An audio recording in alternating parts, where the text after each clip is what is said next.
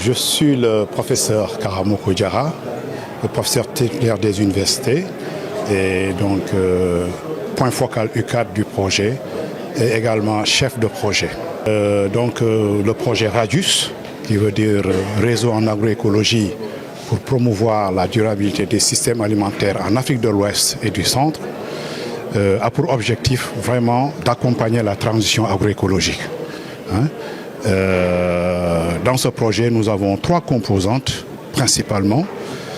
Donc la gestion des connaissances, le renforcement des capacités et un appui institutionnel à la transition agroécologique.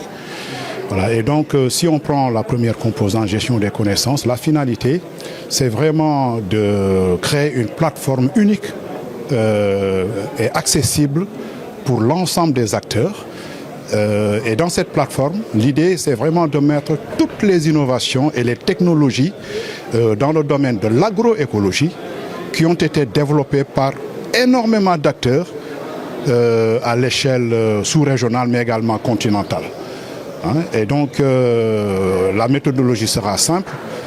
Pour les 5 pays qui sont ciblés donc dans le consortium, dans chacun de ces 5 pays, on va monter donc des bases de données nationales en partenariat avec les acteurs.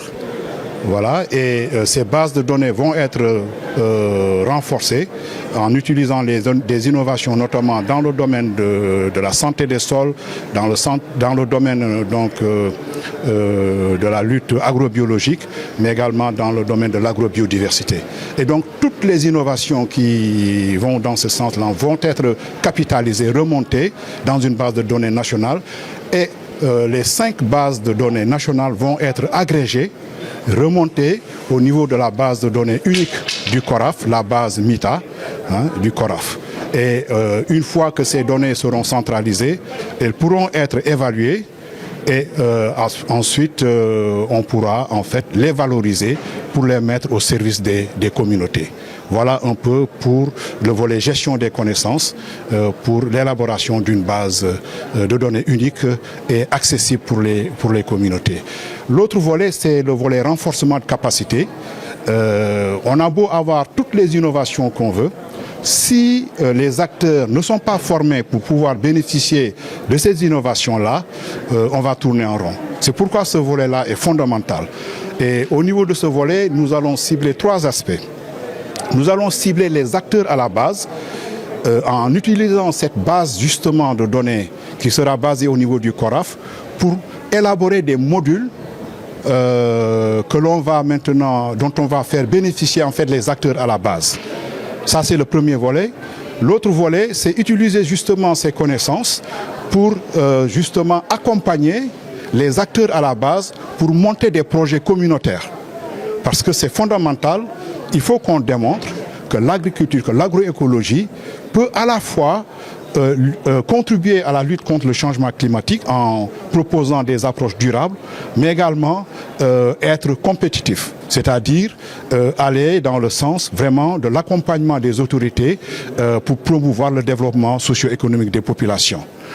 Et puis, les universités aussi ne seront pas en reste parce que on va utiliser justement ces innovations et ces technologies-là qui sont stockées au niveau de la base de données MITA du CORAF pour justement accompagner la formation académique, notamment des jeunes, parce qu'il faudra à terme également viser l'entrepreneuriat rural des jeunes diplômés.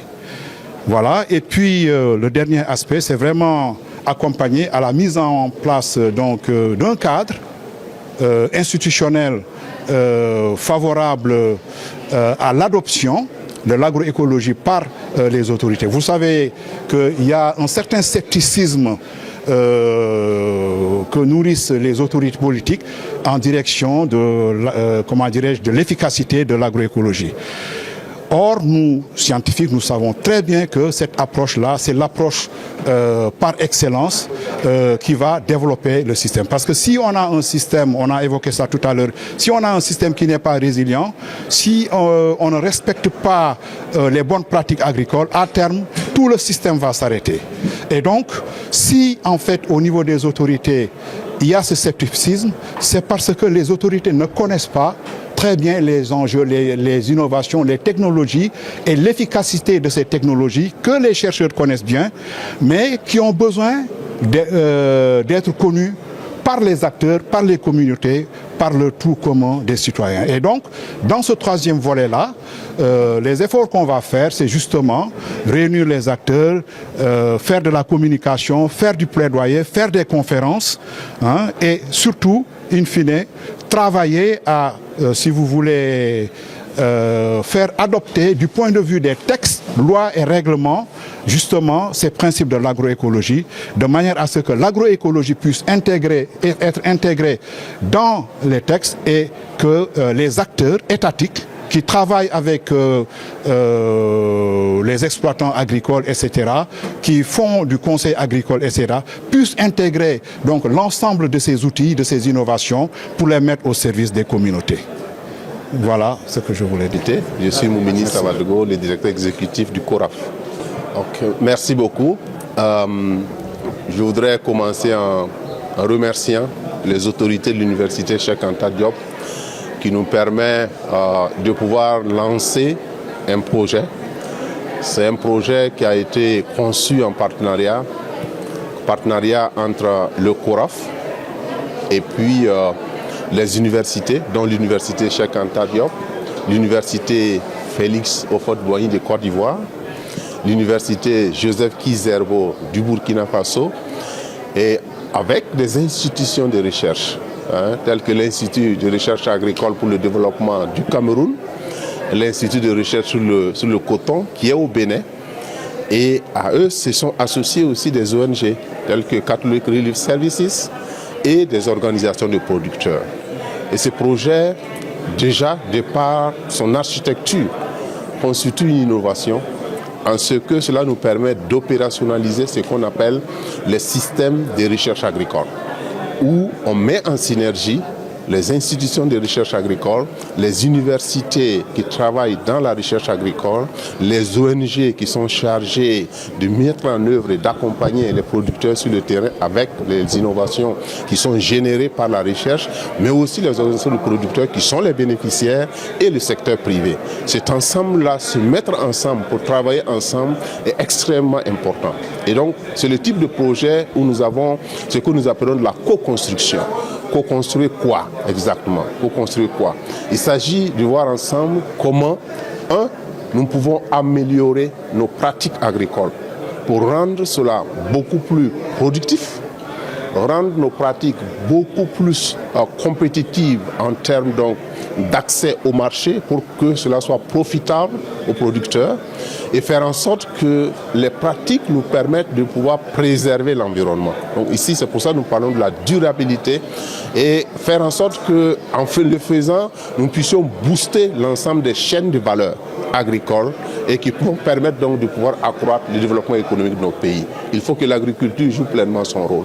Et cela, nous utilisons les concepts agroécologie qui est bien connu en Afrique parce que en Afrique nous travaillons beaucoup sur cette base-là, mais nous avons besoin de nous améliorer en apprenant les uns des autres, en apprenant des bonnes pratiques qui existent et en y injectant de l'innovation.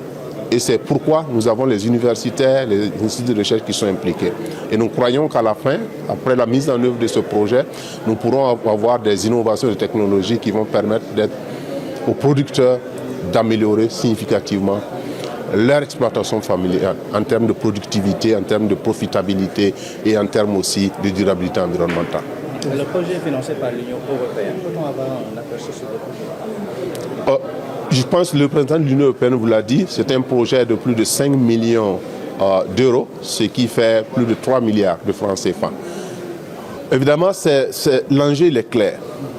Quand vous regardez le niveau d'insécurité alimentaire dans nos pays, c'est un niveau qui n'est plus acceptable. Ce niveau-là n'est pas acceptable. Et c'est pour ça que nous conjuguons nos efforts pour voir comment est-ce qu'on peut relever le défi.